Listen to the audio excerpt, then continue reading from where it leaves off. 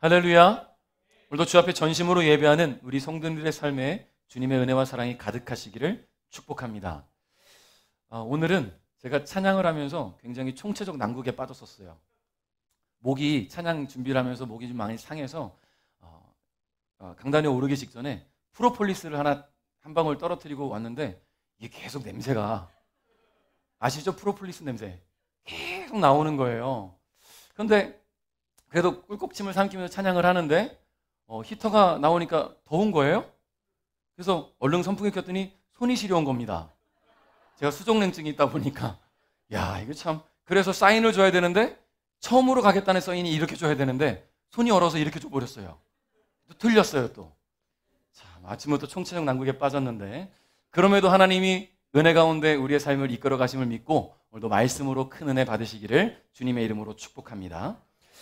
자, 여러분, 아들을 사랑하지 않는 아버지가 있을까 생각을 좀 해보니까요, 아무리 악한 아버지라 할지라도 아들을 사랑하고 병약하고 못난 아들이라 해도 그를 소중히 여긴다는 것을 우리는 알고 있지요. 근데 조선시대 왕 중에는요, 그러지 못했던 아버지가 한 사람이 있습니다. 한 사람인지 두 사람인지는 역사를 쭉 살펴보면 다르겠지만, 조선 제16대 임금이 인조라는 왕이 있었어요. 인조하면 떠오르는 큰 사건이 있는데 병자호란입니다. 청나라에 밀려서 남한산성까지 갔었고, 청의 황제 칸에게 머리가 땅바닥에 부딪혀서 피가 날 정도로 엎드려야 되는 굴욕을 맛봤던 왕이지요. 자, 이 인조는 그런 굴욕까지 맛보고 나서 아들 소현세자를 청나라의 인질로 잡혀가게 돼요. 8년 동안을. 자, 그렇게 8년 동안 이 첫째 아들 소현세자가 잡혀가 있다가 돌아오게 되는데, 여러분, 8년 만에 아들이 돌아온다. 아버지 입장에서 어떨까요? 너무나 행복한 일 아닙니까? 그 8년 만에 만나는 그 아들과 며느리 얼싸안고 기뻐해야 되고 축하 파티를 벌여야 되는데 그러지 않았다는 거예요. 왜 그런가 보니까 이 인조는, 아버지 임금은 명나라와의 우호적인 관계를 계속 유지하고 싶었고, 청나라로 끌려간 이 소현세자는 청나라에서 힘든 환경에서도 굉장히 잘 버텨내면서 외교적 관계를 잘 맺는 사람이 된 거예요. 그러다 보니까 이 아들이 돌아오면서 자기의 무능함이 드러나는 거죠. 자기는 청나라 황제 앞에 머리를 조아려야 되는데 아들은 너무나 우호적인 관계를 잘 맺고 있고, 새로운 이 대신들은 청나라와 관계를 맺고 싶어 하는데 본인은 아직도 그 명나라와의 그런 관계를 이어가고 싶고, 그러니까 이 아들에게서 위기의식을 느끼는 거예요.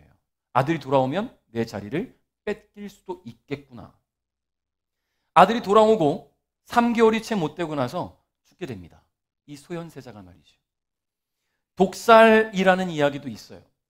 그런데 왜 그가 죽었는지, 누구에 의해 죽었는지 명확하지는 않습니다. 다만 그 아버지 인조가 독살했을 것이다 라는 합리적 의심을 하게 되는 기록이 있어요. 인조실록에 보니까요, 그가 자신의 아들을 향해 욕설을 내뱉은 기록이 있습니다. 기록이 되어 있어요. 멍멍이 새끼라고, 자기 아들을 향해서. 여러분, 이게 어떻게 아버지가 이런 말을 쓸 수 있을까? 심지어 그게 기록이 되고 역사의 후손들이 다 보게 되는 그런 기록이 남겨졌다는 거죠. 무능한 자신을 짓밟고 아들이 왕권을 잡을 것이라는 상념에 사로잡혀서 독살을 한 것이라는 합리적 의심을 갖게 하는 대목이지요. 최근에 영화 한 편이 개봉됐어요. 올빼미라는 영화. 혹시 보신 분들 계실지 모르겠어요. 이 영화가 바로 인조와 그 아들 소현세자에 대한 기록을 바탕으로 제작된 영화예요. 영화적 상상력을 좀 가미해서 낮에는 전혀 안 보이는 맹인인데 불이 다 꺼지는 밤이 아주 어두운 데서는 희미하게 형체를 알아볼 수 있는 왕궁 침술사에 대한 이야기거든요. 이 사람이 왕이 어의를 시켜서 세자를 독살하는 장면을 보게 되는 거예요. 모두가 맹인인 줄 알았는데 불이 꺼지니까 보게 된 거죠. 어의가 독살하는 장면을. 그리고 그걸 시킨 사람이 인조라는 것도 알게 됩니다. 이건 어디까지나 영화적 상상력입니다. 우리는 인조가 죽였다라고 말할 수는 없어요. 합리적 의심만 가질 뿐이지요. 여러분, 아들을 죽인 범인이 그 아버지였다라고 생각을 한다면 너무나 안타깝겠죠. 질투에 눈이 멀어서 아들을 죽였다. 여러분, 누가복음 11장 11절부터 13절에 보니까 이런 말씀이 있어요. 너희 가운데 어떤 아버지가 아들이 생선을 달라는데 생선을 주지 않고 뱀을 주겠느냐? 또 계란을 달라는데 전갈을 주겠느냐? 너희가 악하더라도 좋은 것을 자녀에게 주려고 한다. 하물며 하늘에 계신 아버지께서 간구하는 자에게 성령을 주시지 않겠느냐? 할렐루야. 여러분, 하나님의 사랑은 세상 모든 아버지들의 모범이 됩니다. 당신이 만드신 모든 만물들을 통해서 당신의 자녀들을 얼마나 사랑하시고 소중히 여기시는지를 보여주셨어요. 그런 아버지 되시는 하나님의 사랑 가운데 오늘 저와 여러분이 살아가고 있음에 늘 감사할 수 있기를 바랍니다. 여러분, 우리가 새해를 맞이하여서 성경 속에 드러난 하나님의 사랑과 섭리를 이제 함께 묵상하려고 하는데요. 작년에 우리가 출애굽기를 쭉 묵상하면서 이스라엘을 구원하신 하나님과 그 역사 속에 계신 하나님, 그 가운데 우리에게도 동일하게 역사하신 하나님을 묵상했는데, 올해는 우리가 창세기부터 시작되는 성경의 인물들을 가지고 말씀을 함께 나누려고 해요. 그 주인공, 첫 번째 주인공이 누굴까요? 인류에 등장하는, 성경에 등장하는 첫 번째 인물, 아담이라는 인물을 함께 묵상하겠습니다. 아담은 인류 가운데 처음이 된 사람이에요. 그가 한 모든 것은 처음입니다. 그렇죠? 처음으로 하나님의 사랑을 받아 누렸던 아담을 통해서 우리의 삶 가운데 역사하신 하나님의 사랑을 함께 생각해 보고자 해요. 우리 같이 말씀을 읽겠는데요. 4절부터 6절입니다. 시작. 하늘과 땅이 만들어지던 때에 곧 여호와 하나님께서 땅과 하늘을 만드셨을 때의 이야기는 이러합니다. 여호와 하나님께서 아직 땅에 비를 내리지 않으셨고 땅을 갈 사람도 아직 없었기 때문에 밭에는 식물과 작물이 자라나지 않았습니다. 그러나 땅에서 안개가 올라와 온 땅의 표면을 적셨습니다. 아멘. 좀 어색할 수 있는데 쉬운 성경으로 저희는 말씀을 나누는 거예요. 개정 성경이 좀 어려워서 저희는 쉬운 성경을 말씀 나누니까 이해하시고 함께 나누면 좋겠습니다. 자, 최초의 인류인 아담에 대해서 나누기 전에 하나님께서 세상을 창조하신 과정을 먼저 한번 생각해 봐야겠죠. 첫째 날 하나님이 무엇을 창조하셨습니까? 너무나 유명 말씀이죠. 빛이 있으라. 빛을 창조하셨어요. 빛을 창조하시면서 빛과 어둠을 나누시고는 빛을 낮이라 칭하셨고 어둠을 밤이라 칭하셨습니다. 그리고 하나님 보시니까 보시기 좋았어요. 자, 둘째 날에는요, 하늘을 만드셨고요. 궁창이라고 하죠. 개정성경에서는 궁창 위의 물과 궁창 아래의 물로 나누는 그 하늘을 만드셨습니다. 셋째 날에는 궁창 아래에 있는 물들을 모이게 하셔서 바다를 만드셨고, 모이다 보니까 드러나는 곳이 무티 됐지요. 땅이 됐습니다. 육지가. 그리고 이 땅에는 식물들이 자라나게 하셨어요. 넷째 날에는요, 해와 달과 별을 만드셨고, 다섯째 날에는 하늘의 새와 바다의 생물들, 물고기들 만드셨습니다. 여섯째 날에는 모든 육지의 동물들, 그리고 오늘 등장하는 아담, 사람을 만드셨어요. 일곱째 날은 뭘 만드셨죠? 쉬셨지요. 여기서 갑자기 뭘 만드셨지 하는 분들은 문제가 있는 겁니다. 일곱째 날은 안식하셨다고 성경 기록하지요. 자, 이러한 창조의 섭리 속에서 사람은 마지막에 창조가 되었어요. 모든 만물이 결국 사람을 위해 창조된 거 아니겠습니까? 사람이 살아갈 수 있는 환경들을 조성하신 거예요. 첫째 날 빛이 있으라 하시고 둘째 날 사람 만들면 죽어요. 어떻게 삽니까, 사람이? 빛밖에 없는데, 빛과 어둠밖에 없는데, 먹을 것도 없고. 그렇지 않습니까? 그래서 하나님은 모든 환경들을 사람이 살아갈 수 있게 조성하신 이후에 창조하신 분이 아니라 사람이 바로 아담입니다. 여러분, 최초의 사람인 아담은 그렇게 하나님의 첫 번째 사랑의 주인공이 되었어요. 그리고 그를 향한 하나님의 사랑은요, 그의 후손들을 지나서 어디까지 왔냐면 오늘 저와 여러분에게까지 온 거예요. 아, 하나님이 나를 사랑하시려고 이렇게 아름다운 환경을 만들어 놓으셨구나. 여러분, 생각해 보세요. 우리가 어딘가에 여행을 가면 돈 주고 즐기는 거 말고도 우리가 눈이 즐거운 얼마나 아름다운 환경들이 있습니까? 여기서 제천지나 영월만 가도 기암괴석들이 막 있고 계곡들이 있고 얼마나 아름다워요. 가끔 울적할 때 강릉이라도 가면 그 드넓은 바다를 보면서 얼마나 마음이 해가를 느낍니까? 저만 그렇습니까? 오늘이라도 강릉에 한번 갔다 와야 되나? 그런 생각들을 하잖아요. 이게 진짜 하나님이 만드셨을까 싶은 그런 아름다운 환경들을 우리에게 주신 거예요. 우린 그걸 누리며 살아갈 수 있는 축복을 받은 겁니다. 여러분, 창세기 1장 26절에 보면 하나님께서 이런 말씀을 하셨어요. 우리가 우리의 모습과 형상대로 사람을 만들자. 그래서 바다의 물고기와 공중의 새와 온갖 가축과 들짐승과 땅 위에 기어다니는 모든 생물을 다스리게 하자. 아멘. 여러분, 아담은요, 하나님의 형상대로 창조된, 만들어진 최초의 사람입니다. 하나님께서 내가 좀 심심한데 가지고 놀 인형이 필요해 해서 만든 사람이 아니에요. 인형을 만드신 게 아니에요.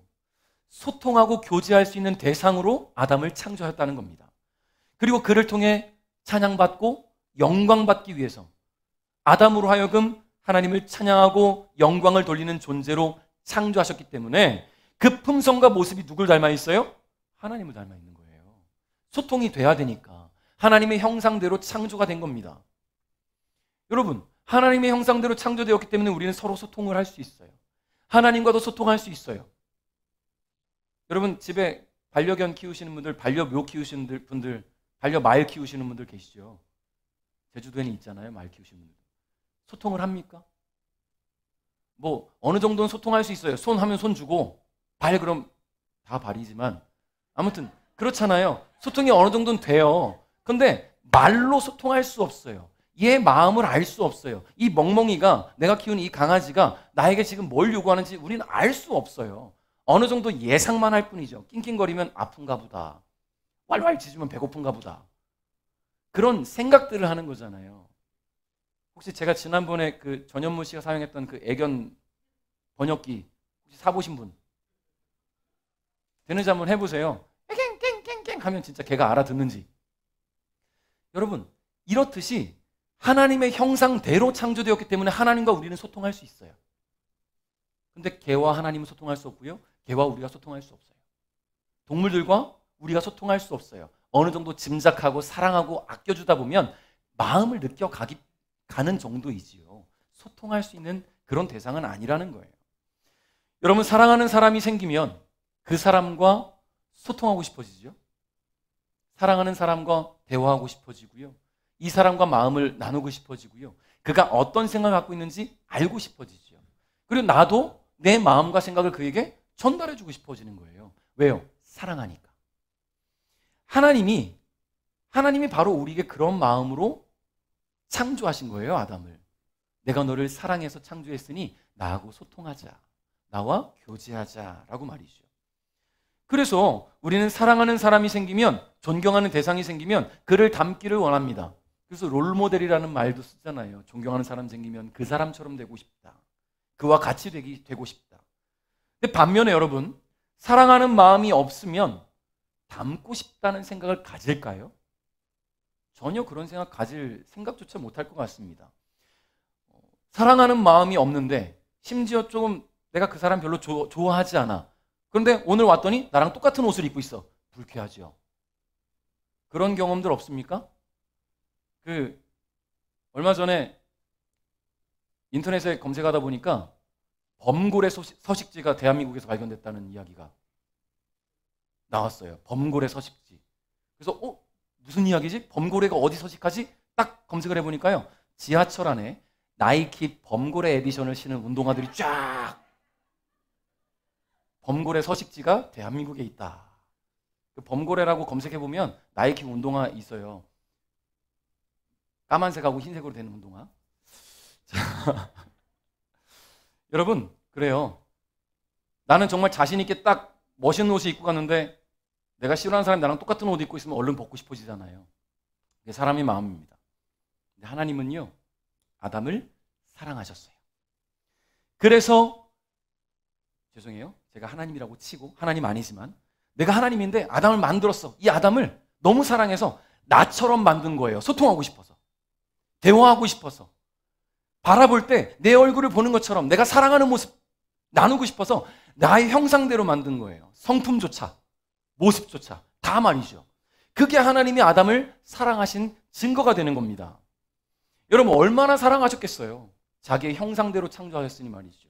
7절에 하나님께서 아담을 만드시는 모습이 기록되어 있어요. 같이 읽어볼까요? 시작.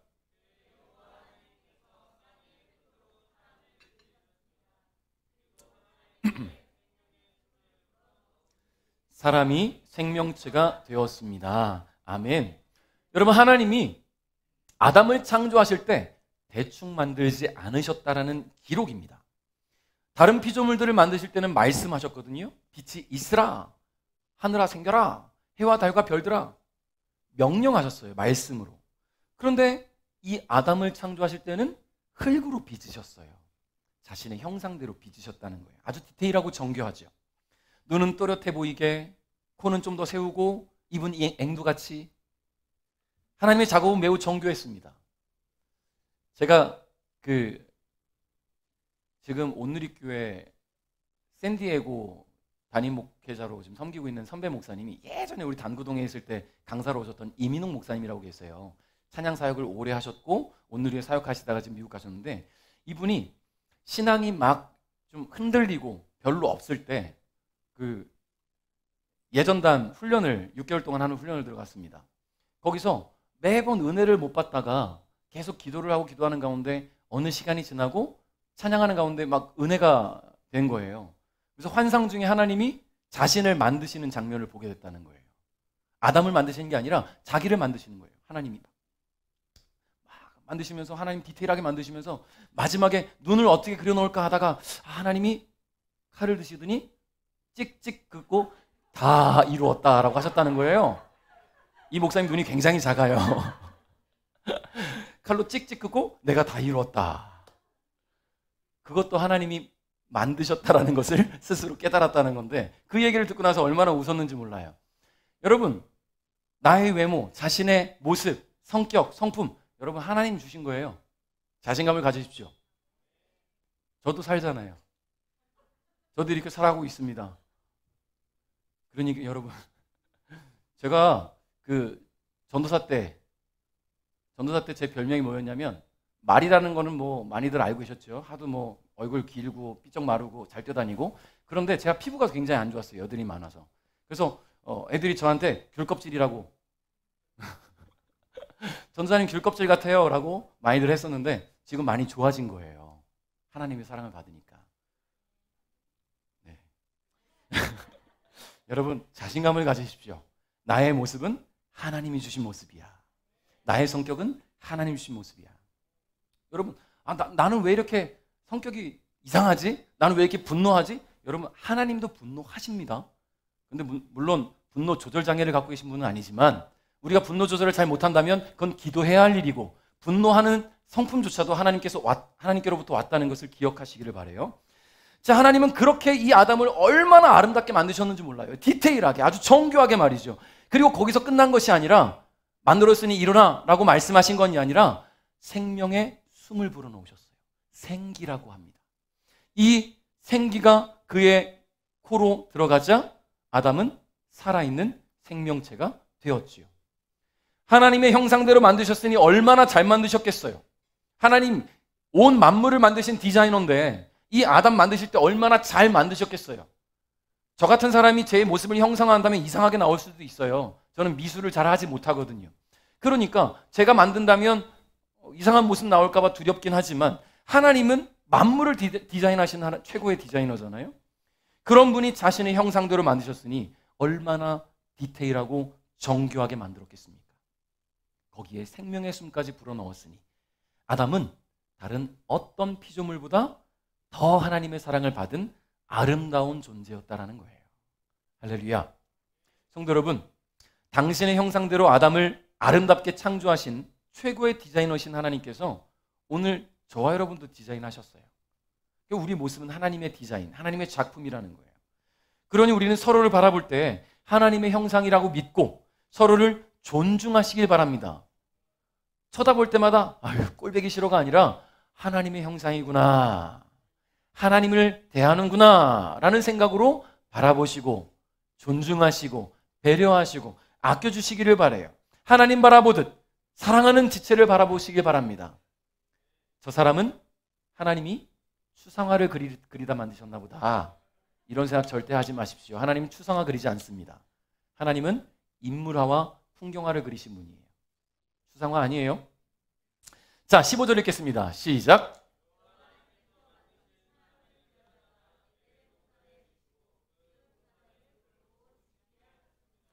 아멘.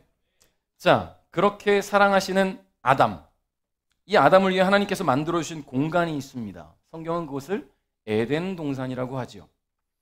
아담이 하나님과 교제하면서 자신에게 주어진 삶을 누릴 수 있도록 삶에 필요한 모든 것들을 다 이 동산 안에 하나님께서 때려 넣으셨어요. 여기만 있으면 아담은 그 삶을 평안하게 평생을 누릴 수가 있어요. 그곳이 에덴 동산이에요. 아담은 이런 사랑을 받으며 태어난 사람입니다. 그리고 하나님은 이 아담에게 에덴 동산의 관리를 맡기셨단 말이에요. 하나님 소유예요. 하나님 소유의 최고의 지상낙원, 이 지상낙원을 아담에게 무상대여하셨다는 거죠. 관리할 수 있도록. 여러분, 총괄 매니저가 된 겁니다. 하나님께서 아담으로 하여금 이 에덴 동산을 돌보고 지키게 하신 것은 하나님께서 만물을 창조하시고 그 모든 것을 돌보고 지키심과 같이 에덴 동산을 이 아담이 돌보고 지키게 하심으로 말미암아 하나님이 나를 얼마나 사랑하셨는지 스스로 경험해 보는 거예요. 내가 얼마나 가꾸고 아끼고 아름답게 돌봐야 이 동산이 유지되는지를 그가 경험하면서 하나님이 나를 이렇게 사랑하시는구나 알아가게 되는 겁니다. 아담은 이곳에서 편안히 쉴 수 있었어요. 원하는 것을 먹을 수 있었고요. 마시면서 주님 주신 삶을 누릴 수가 있었습니다.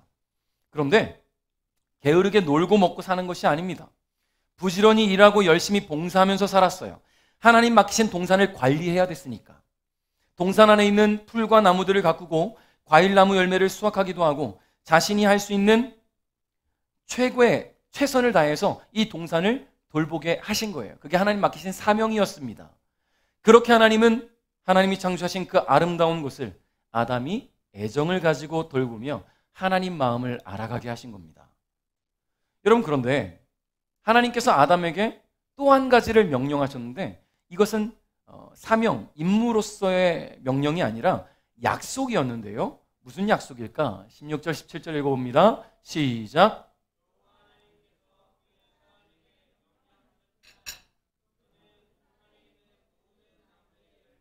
마음대로 먹어라.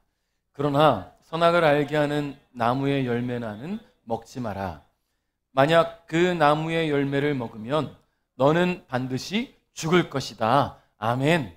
무서운 약속 아닙니까? 좀 두렵잖아요. 죽음에 대한 이야기가 처음으로 등장한 장면인데 너는 죽을 것이다. 어떻게 해요?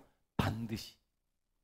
자, 근데 우리가 이 약속에서 먼저 집중해야 되는 게 하나 있어요. 그게 뭐냐면 하나님께서 아담에게 이 에덴 동산 안에 있는 모든 나무의 열매를 먼저 먹게 하신 게 첫 번째. 그거에 먼저 우리가 생각을 해야 됩니다. 에덴 동산 안에 있는 모든 것은 아담이 스스로 관리하고 돌보면서 자신의 것처럼 먹고 마실 수가 있었어요.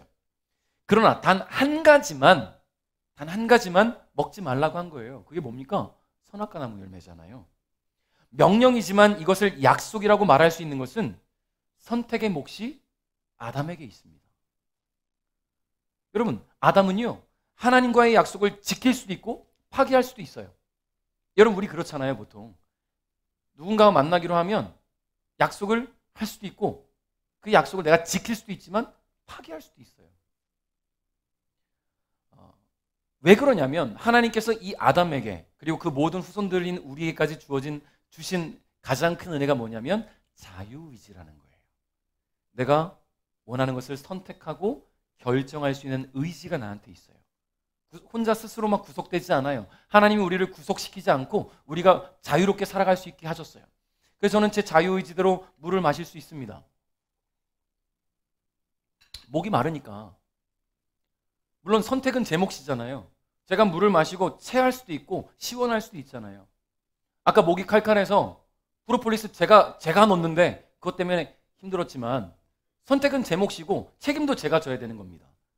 여러분, 하나님과 아담과의 이 약속은 선택이 아담에게 주어졌어요. 지킬 수도 있고 지키지 않을 수도 있고 대신 거기에 대한 책임은 누가 진다? 아담이 진다. 여러분, 아담에게 주어진 자유의지로 아담은 에덴 동산을 잘 돌볼 수도 있고요. 방치할 수도 있어요. 선악과 나무 열매를 따먹을 수도 있고 따먹지 않을 수도 있었다라는 이야기입니다. 성도 여러분, 삶의 모든 것이 다 처음인 아담이 이 하나님이 주신 사명, 이 약속, 아담은 어떤 느낌이 들었을까요? 다 처음이잖아요. 지금 약속도 처음 받아보고 명령도 처음 받아보는 건데.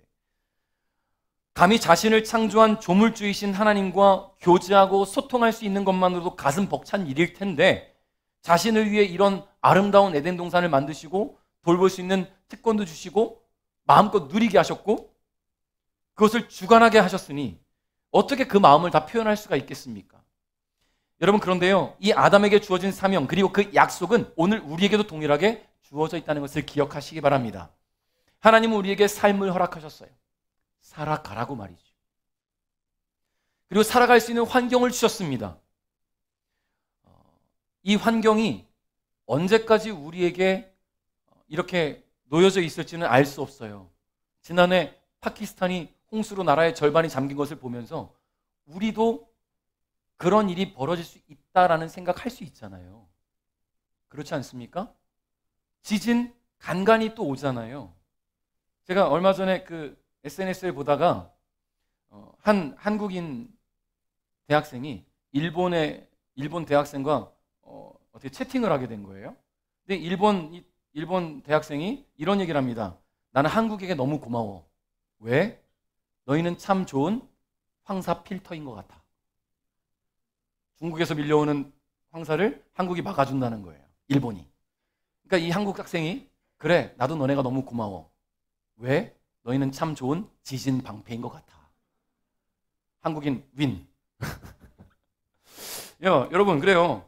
우리나라도 언제 어떤 자연재해를 만날 수 알 수 없어요. 그러나 지금 주어진 이 환경이 나를 향한 하나님의 계획이고 하나님의 은혜라고 한다면 누리십시오. 누릴 수 있을 때 누리십시오. 다만 에덴 동산을 아담에게 맡기신 것은 잘 관리하라고 맡긴 거예요. 누리기만 하라고 한 것이 아니라. 그러니 우리는 이 자연을 돌보고 책임져야 할, 관리해야 될 책임도 있다는 것을 기억하시면서 마음껏 누리시기를 주님의 이름으로 축복합니다. 하나님이 허락하신 이 환경, 이 삶을 마음껏 누리십시오.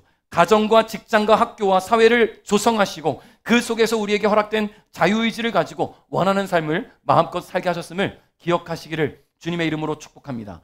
다만 하나님은 죄로 얼룩져서 악해져만 가는 이 세상 속에서 당신이 사랑하시는 하나님의 성도들이 하나님의 사람으로서 제발 좀 거룩하고 구별된 삶을 살기를 원하신다는 거예요. 이게 아담에게 선악과 나무 열매를 따먹지 말라고 하신 오늘 우리에게 주어진 약속이에요. 구별된 삶을 살아라. 구별된 삶을 살아라. 그러므로 우리의 삶 속에 거룩한 성도의 삶을 망가뜨릴 수 있는 선악과 나무 열매와 같은 수많은 죄의 근본들, 원인들, 그런 삶의 모습들을 끊어낼 수 있기를 주님의 이름으로 축복합니다. 자, 최초의 사람으로 창조된 아담은 말씀드렸죠. 모든 것이 다 처음입니다. 하나님의 사랑도 처음으로 받았고요. 하나님의 사명도 처음 받았어요. 아담이 호흡으로 들이킨 산소도 처음이에요. 아담이. 그때는 어땠을까요? 산소가 굉장히 깨끗했을까요? 궁금합니다. 그가 첫 걸음을 뗀 그 땅 밟음도 처음이잖아요. 여러분, 눈이 많이 왔을 때, 뽀얀 눈이 쌓였을 때 첫 발자국 뛸 때 그 쾌감 아시죠? 저만 느껴본 거 아니지 않습니까? 뽀얀 그 새벽에 일찍 일어나서 뽀얄 때 밟으면 그 뽀드득거리는 그 느낌, 남이 느끼지 못하게 하려고 막 뛰어다녔던 기억이 나요. 막 밟아서 망가뜨린. 여러분, 아담이 내디딘 그 첫걸음, 땅을 느꼈던 그 첫걸음 어땠을까? 궁금해요. 여러분, 그가 손으로 만진 나무도, 그가 따먹은 나무 열매도, 그가 마신 강물도 모두 신상입니다. 요즘 지코라는 가수가 새삥이라는 노래를 만들어서 나오고 있는데 신상이에요. 다 신상이에요. 다 새 거예요. 그 누구의 손도 타지 않은 것들이니까요. 신상이에요. 아담이 손으로 만지고 마시고 했기 때문에 우리는 지금 중고 인생을 사는 거예요. 그렇지만 깨끗한 중고 잘 사용하시기 바랍니다. 모든 것은 다 아담을 위한 것이었으니까 다 신상이잖아요. 이런 사랑을 받으며 삶을 시작한 아담이 또 첫 번째로 행한 일이 있어요. 그게 뭐냐 보니까 범죄예요. 지금 아담의 삶 속에서 범죄할 만한 거리들이 없지 않습니까? 하나님 다 주셨으니까. 누리기만 하면 되니까. 그는 에덴 동산의 모든 것을 자신의 것처럼 사용하고 만지고 쓰고 관리할 수 있으니까 범죄할 만한 어떤 건덕지가 없어요. 그런데 딱 한 가지 걸리는 게 있지요. 하나님과의 약속입니다.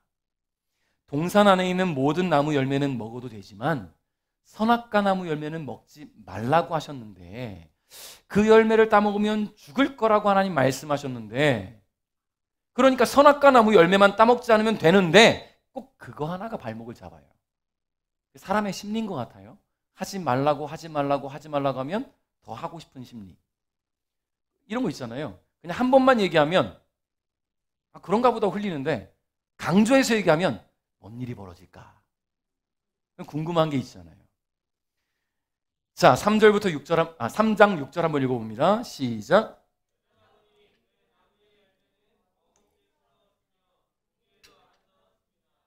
게다가 그 열매는 사람을 지혜롭게 해줄 것처럼 보였습니다. 그래서 여자는 그 열매를 따서 먹고 그 열매를 옆에 있는 자기 남편에게도 주었으며 남자도 그것을 먹었습니다. 아멘. 자, 갑자기 등장한 여자는 하나님께서 아담 홀로 지내는 것이 안타까워서 그의 갈비뼈로 만들어주신 그의 아내 하와입니다. 하와에 대해서는 다음 시간에 집중해서 나누기로 하고요. 자, 어찌됐든 이 아담은 하나님께서 먹지 말라고 하신 선악과 나무 열매를 따먹게 돼요. 뱀의 유혹에 넘어간 하와가 자신이 먼저 따먹어요. 그리고 남편인 아담에게도 열매를 주자 아담은 뭐에 홀린 사람처럼 그걸 따먹게 됩니다. 여러분, 아담의 선택에 의해서 하나님과의 약속이 파괴된 거예요. 누가 했습니까? 아담이. 아담에게는 자유의지가 있었어요. 하와가 주더라도 그것을 팽개칠 수 있는 자유의지가 있었어요. 선택권이 있었어요. 먹지 않을 선택권이 있었습니다. 이것은요, 단순한 약속의 파기가 아닙니다. 이 약속은 창조주이신 하나님과의 약속이잖아요. 그러므로 창조주이신 이 하나님께서 주신 명령에 불순종하게 되는 범죄로 이어지게 되는 것이에요. 하나님께서 주시는 이 명령에 불순종했다. 그러니까 단순히 약속이 파기가 아니라 범죄가 되는 겁니다. 죄가 되는 거예요. 여러분, 우리가 서로 만날 약속을 했다가 약속을 깨면 범죄 아니잖아요. 여러분, 제가 우리 김민 목사님한테 최근에 이사했잖아요. 원래 이제 이번 주 토요일 날 한번 가기로 약속을 했어요. 토요일 날 가기로 약속을 하고는 어제 갑자기 제가 일정이 하나 생기는 바람에 전화해서 토요일 날 못 갈 것 같은데 다음으로 약속을 옮기자. 괜찮겠니? 그렇게 하기로 했어요. 제가 일방적으로 먼저 얘기를 한 거잖아요. 김민 목사님, 저 경찰에 신고 안 했어요. 약속 파기했다고. 그렇죠? 신고하면 제가 이상한 사람이에요? 저분이 이상한 사람이에요? 약속을 깼다고 해서 그 사람이 범죄가 되진 않아요. 그런데 하나님과의 약속이 범죄가 되는 것은 하나님의 명령이 법이기 때문입니다. 왜냐하면 이 모든 만물이 하나님의 말씀대로, 하나님의 법대로 흘러가고 있기 때문이에요. 하나님의 질서대로 흘러가고 있기 때문에. 그러니 그 약속을 파기한 자는 범죄한 자가 되는 것이지요. 여러분, 그렇게 이 아담은 하나님 앞에서 첫 번째 범죄를 저지른 죄인이 되었습니다. 그리고 그 죄에 대한 책임을 가지고 에덴 동산에서 쫓겨나게 되었고요. 평생 수고하고 일해서 얻은 것으로 먹고 살아야 하는 처지가 되었어요. 모든 것이 완벽했던 행복했던 삶은 단 한 번의 잘못된 선택으로 물거품으로 사라지게 되었다는 거예요. 사랑하는 성도 여러분, 하나님의 사랑이 우리를 향해 있을 때 제발 그 사랑이 당연한 것으로 여겨지지 않기를 바랍니다. 그 사랑에 부족하지 않은 자가 되기 위해서 더욱 하나님을 사랑하시길 바라요. 더욱 하나님이 기뻐하시는 삶을 살아갈 수 있기를 주님의 이름으로 축복합니다. 혹시라도 나의 생각과 행동, 그로 인한 삶의 모습 가운데 그분의 뜻에 어긋나거나 그분이 원치 않은 길로 가고 있지는 않은지 매일 스스로를 돌아볼 수 있기를 바라요. 잘못된 것은 회개하시길 바라고요. 주님의 도우심을 구하면서 주님과 동행하는 삶이 되시기를 주님의 이름으로 축복합니다. 말씀을 맺겠습니다. 하나님의 놀라운 섭리와 사랑 가운데 창조되어서 생명을 얻고 삶을 시작한 아담은 그 사랑에 부응하지 못했어요.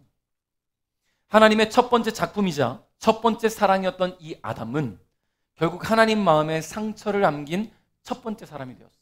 다 처음이에요. 다. 여러분, 우리는 아담의 모습을 보면서 기회를 갖게 되는 겁니다.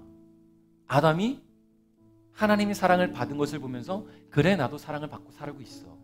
아담이 사명을 받은 것을 보면서 그래 나에게도 사명이 주어졌지. 아담이 범죄하고 하나님으로부터 벌을 받는 모습을 보면서 그래 나도 범죄할 수 있구나. 나를 돌아봐야겠구나. 기회가 주어지는 거예요. 하나님의 사랑받은 자는 어떤 삶을 살아야 하는가에 대해서 다시 한번 생각하고 도전할 수 있는 기회를 갖게 된 것입니다.